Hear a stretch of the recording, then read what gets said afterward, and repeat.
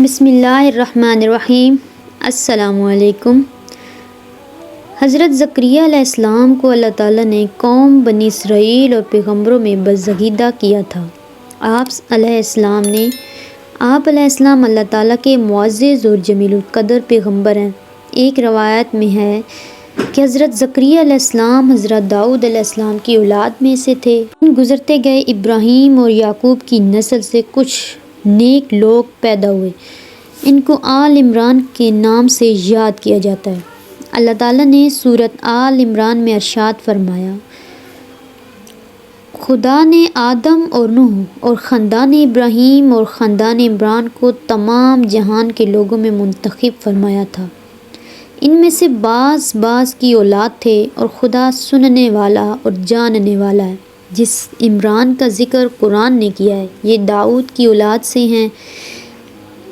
زکریا کی بیوی یحییٰ کی والدہ اور مریم علیہ السلام کی والدہ ہیں۔ دونوں حقیقی بہنیں تھیں اور زکریا علیہ السلام رشتے میں مریم علیہ السلام کے خالو تھے۔ عمران کی بیوی نے منت مانگی تھی کہ جو بچہ پیدا ہوگا اسے بیت المقدس کی خدمت کے لیے وقف کر دیں گے۔ حضرت مریم علیہ السلام کی پیدائش کے بعد جب انہیں بیت المقدس میں لایا گیا تو ان کی کفالت کی ذمہ داری اللہ تعالیٰ نے زکریا علیہ السلام پر ڈالی۔ آپ علیہ السلام بنی اسرائیل میں معزز کن مانے جاتے تھے۔ حضرت زکریا علیہ السلام کی کفالت میں مریم علیہ السلام نے بہت اچھی پرورش پائی۔ وہ نیک اور عبادت گزار اور بہت زیادہ سچ بولنے والی تھی۔ سورۃ آل عمران تو پروردگار نے اس کو پسندیدگی کے ساتھ قبول فرمایا اور اسے اچھی طرح پرورش کیا اور زکریا کو ان کا متکلف بنایا۔ زکریا جب عبادت گاہ میں اس کے پاس جاتے تو اس کے پاس کھانا پاتے۔ یہ کافی ہے دیکھ کر ایک دن مریم سے پوچھنے لگے کہ مریم یہ کھانا تمہارے پاس کہاں سے آتا ہے؟ وہ بولی خدا کے پاس سے آتا ہے۔ بے شک خدا جسے چاہتا ہے بے شمار رزق عطا کرتا ہے۔ ایک حدیث میں بیان کرتے ہیں آپ صلی اللہ علیہ وسلم نے فرمایا وہ اپنے زمانے میں مریم علیہ السلام سب سے افضل عورت تھی اور اس امت پر خدیجہ رضی اللہ تعالیٰ عنہ سب سے افضل عورت ہیں۔ حضرت زکریا علیہ السلام جب حضرت مریم علیہ السلام کے کمرے میں جاتے تو ان کے پاس بے موسم کے پھل رکھے نظر آتے۔ پوچھتے اے مریم تیرے پاس یہ روزی کہاں سے آئی؟ تو وہ جواب دیتی اللہ کے پاس سے آئی۔ تو پروردگار نے اس کو پسندیدگی دی کے ساتھ قبول فرمایا اور اسے اچھی طرح پرورش کیا۔ تو وہ بولی خدا کے ہاں سے آتا ہے، بے شک خدا جسے چاہتا ہے بے شمار رزق عطا کرتا ہے۔ زکریا نے ان کی فضیلت دیکھی تو ان کے دل میں بھی اولاد کی خواہش پیدا ہوئی اور اس وقت تک بے اولاد تھے۔ عمر 100 سال سے زائد تھی۔ بی بی 90 سال کی تھی۔ اولاد کی شدید تمنا کے باعث انہوں نے اللہ سے مدد مانگی۔ یہ تمہارے پروردگار کی مہربانی کا بیان ہے جو اس نے اپنے بندے زکریا پر کی تھی اور جو میری اور اولاد یعقوب کی وراثت کا مالک ہو، اور اے اللہ پروردگار اس کو خوش و اتوار بناؤ۔ زکریا علیہ السلام اپنے دور میں اکیلے ہی نبی تھے۔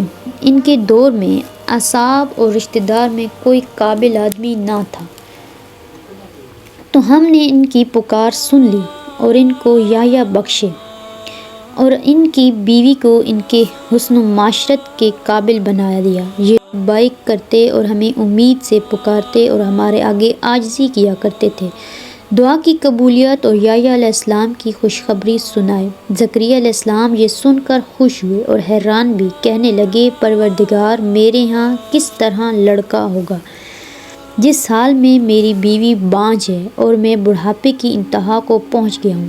اللہ تعالیٰ نے جواب دیا، حکم ہوا کہ اسی طرح ہوگا۔ تمہارے پروردگار نے فرمایا ہے کہ مجھے یہ آسمان کہ میں پہلے تم کو بھی پیدا کر چکا ہوں اور تم کچھ چیز نہ تھے۔ زکریا علیہ السلام نے عرض کیا کہ اے پروردگار میرے لیے کوئی نشانی مقرر فرما دیجئے۔ فرمایا نشانی یہ ہے کہ تم صحیح سالم ہو کر 3 دن رات لوگوں سے بات نہ کر سکو گے۔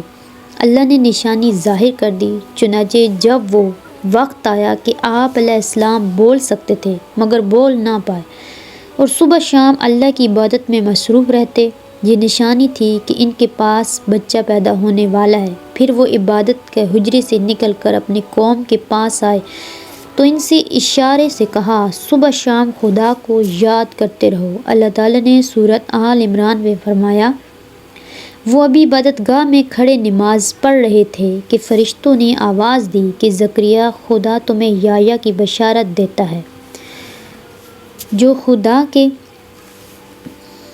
فیض یعنی عشاء کی تصدیق کریں گے اور سردار ہوں گے اور عورتوں سے رغبت نہ رکھنے والے اور خدا کے پیغمبر یعنی نیکوکاروں میں سے ہوں گے۔ اللہ نے انہیں یحییٰ کے روپ میں انتہائی فرمانبردار، نیک، صالح، پرہیزگار اور عبادت گزار بیٹا فرمایا۔ زکریا اللہ تعالیٰ کا شکر بجا لائے اور قوم بنی اسرائیل کو وعظ و نصیحت کرتے رہے۔ بنی اسرائیل کی خباثت جب بنی اسرائیل نے حضرت زکریا علیہ السلام کو مارنے کا عہد کیا تو آپ نے ظالموں سے بچنے ایک درخت کے کھوکھلے تنے میں جاتے ہوئے دیکھا۔ جب وہاں پہنچے تو آپ کو کہیں نہ پایا۔ اتنے میں لوگوں کے پاس شیطان آیا اور بتایا کہ جس کو آپ تلاش کر رہے ہیں وہ یہاں ہے۔ اس کے بعد آپ کو شہید کر دیا گیا۔